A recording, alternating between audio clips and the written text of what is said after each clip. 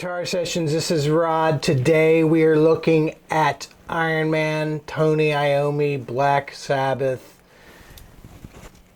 The Origins of Heavy Metal, 1970, off of the Paranoid album. Okay, so what we're going to get into today is mainly the riffs. How do you play the riffs, and what kind of things do you need to think about, and all that kind of business. Okay, so first thing you hear when you hear Paranoid and Tony Iommi, understand that he had a Gibson SG, did not have a whammy bar. Did not have a whammy bar. He had a Gibson SG, so everything that he did, he could only be done on like a Les Paul SG type of guitar. No whammy bar. That sound of an Iron Man, which is, I guess, this sound. What he did is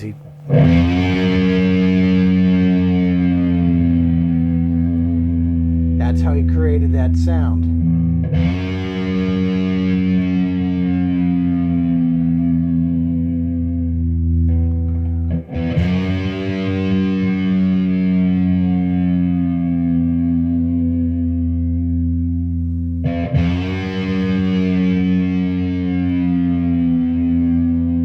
So I've seen people lift up on the whammy bar. With Tony, didn't have a whammy bar. So that's how he did it. Now, when we do it, we got to be very careful because sometimes I can shoot our guitars out of tune and I'm good, which is weird. I'm usually not good. So with that said, this is an example of a song where the main melody of the song and the riff are the same thing. And the main melody of the song is a power chord riff. We're going to start on your 2nd fret power chord. And then I slid to the 5th fret power chord, which is from B to D. And then I'm going to strike again, and then 5th to 7th. So what that is again?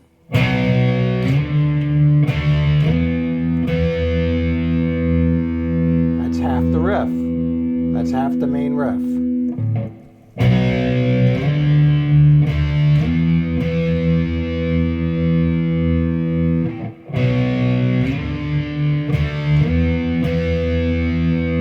All right. Now, what he does then, he goes up to the 10th fret, which is your G note, G power chord.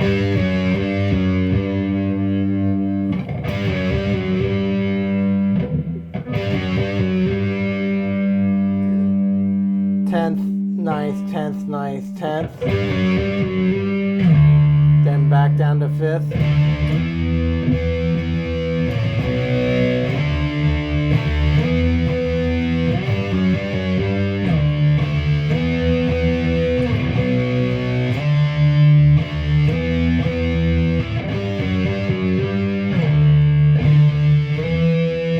That's the main riff of the song. The melody that Ozzy sings is the same as that melody. Now, when Ozzy sings, what Tony Iommi does is he just plays a single note.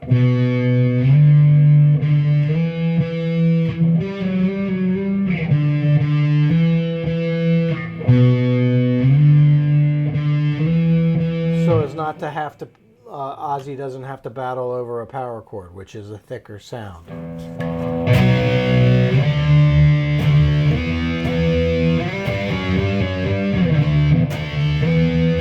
Notice when I play this power chord, this is a form 2 power chord. When I say form 2, I'm talking about rooted off your A string here. Notice that these two fingers, I'm leaning in.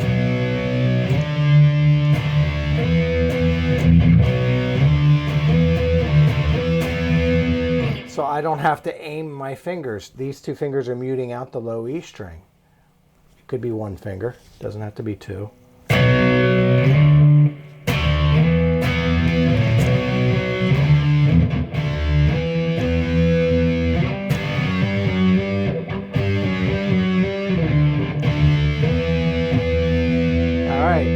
That's the main riff.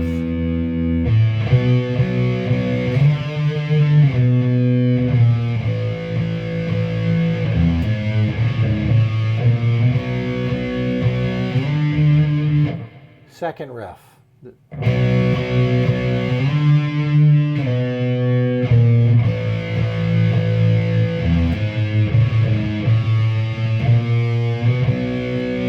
let's try that.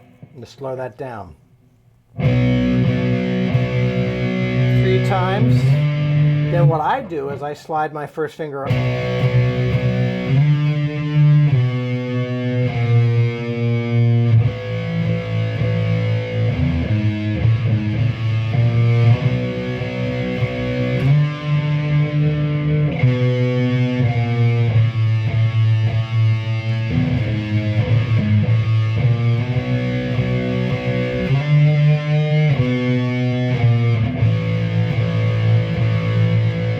Your A power chord. That's a G sharp note. A sharp, E, G sharp, open A sharp,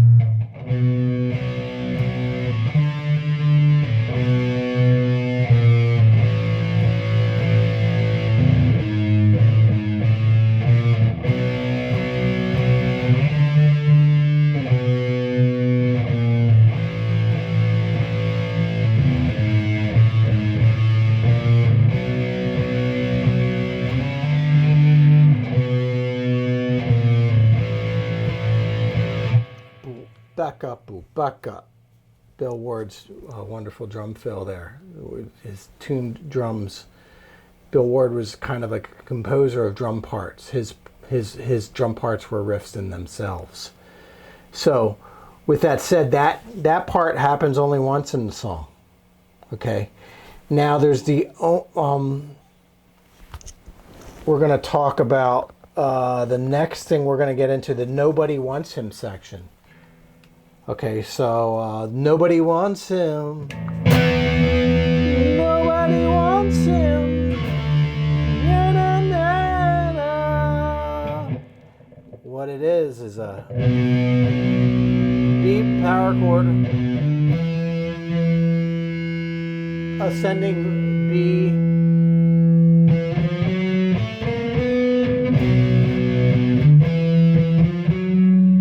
so far that's a blues scale.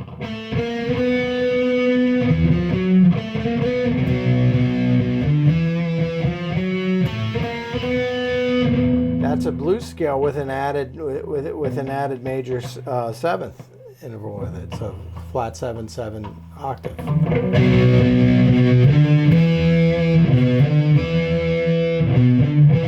That's your 1 flat 3 4.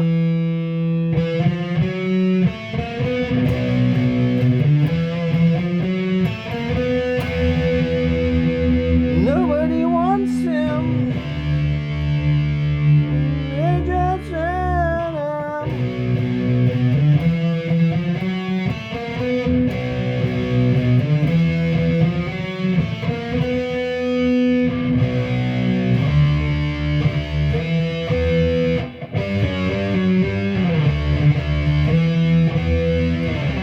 All right. So that is the Nobody Wants Him section. So it's an E power chord to a D power chord, and then that run, which is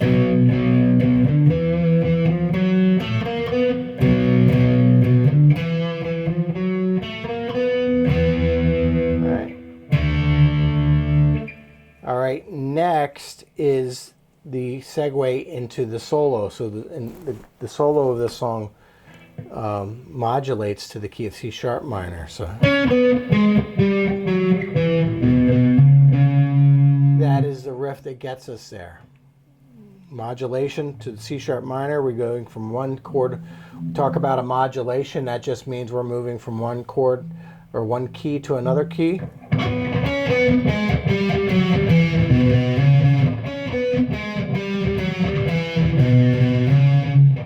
Okay, let's try that slowly. 11, 9.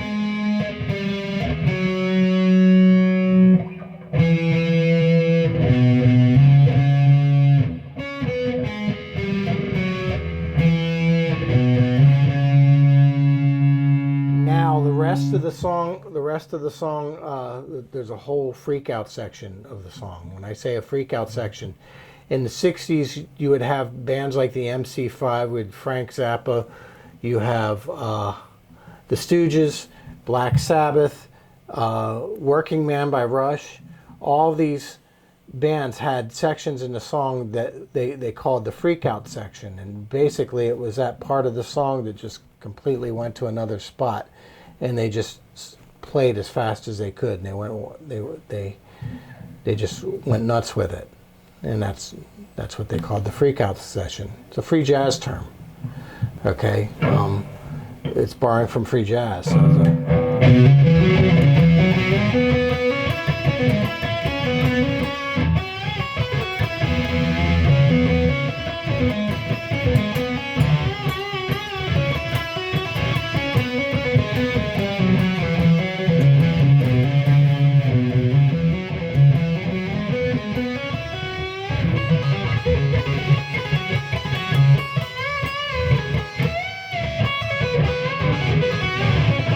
It's all within the minor pentatonic scale.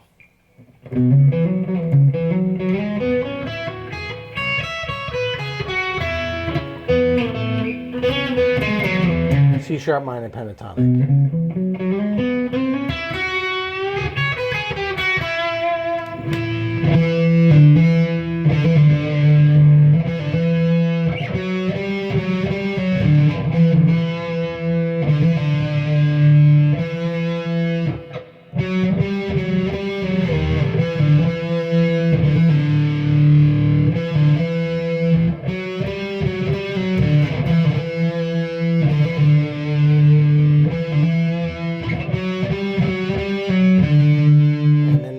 Solo section. That's a little segue that takes it into another solo-y bit at the end of the song. So to learn how to play like Tony Iommi, like Hendrix, Tony Iommi was an improviser. He comes from the blues and he borrows from jazz and he borrows from the Shadows and kind of instrumental rock. Those were his influences at the it's not all just note for note stuff. There are certainly some note for note stuff in Iron Man.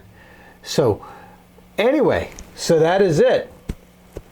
That is it. We have in a future lesson, what I can do is break down the solo to Iron Man, but we'll save that for a future date. If you have any questions, put them in the comments. This is Rod Boomer Guitar Sessions. I believe in you. Like, subscribe, do all that stuff. Share with 50 of your closest friends, and I'll see you next time. Hi, this is Rod from Boomer Guitar Sessions. I personally wanted to thank you for being part of our community. If you like what we're doing here and you want to see more of it, please hit the like, subscribe, and share. And this helps me spread my musical messages to all over the world. Thank you. I appreciate you. And always remember,